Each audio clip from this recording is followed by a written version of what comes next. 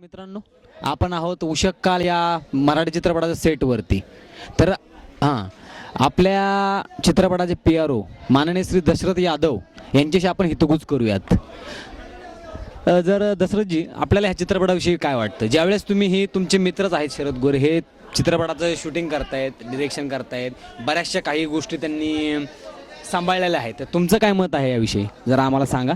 उषःकाल हा सिनेमा खरं तर फार 2 वर्षापूर्वी त्याची स्क्रिप्ट तयार झालं. त्यामध्ये विशेषतः देवीदास झुरंगे, रमाकांत सुतार आणि सर्वच मंडळींनी एकत्रित येऊन ते स्क्रिप्टचं लेखन केलं आणि त्यानंतर बराच काळ पडून राहिलेलं स्क्रिप्ट नानासाहेब थोरात यांनी मनावर घेतल्यानंतर सोनाई चित्रच्या माध्यमातून हा सिनेमा रुपेरी पडद्यावर येतोय. संजय आपले सतीश तारे, निशा.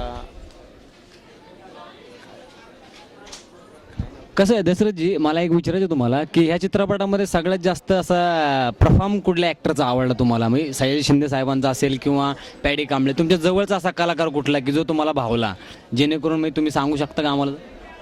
मला सयाजी शिंदेंनी फार अतिशय चांगल्या पद्धतीनं अभिनय केला आणि सहजतेनं केला आणि वेगळा विषय म्हणून सगळ्याच कलाकारांचे अभिनय फार ताकदीचे धमाचे झालेले आहेत.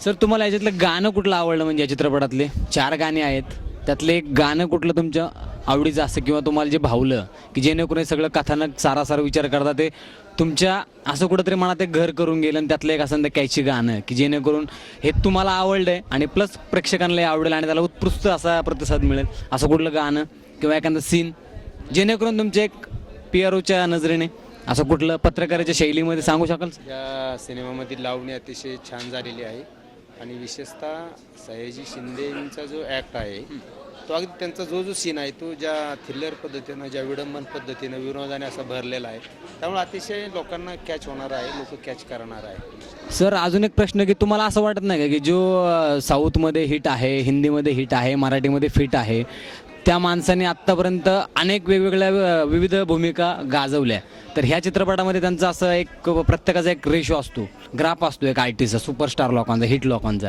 त्यात तुम्हाला कुठं जाणवतो का की ग्राउंडला वगैरे गेला आहे की कास्टिंग करताना काही चुकलं आहे किंवा असं काही तुम्हाला वाटतं का?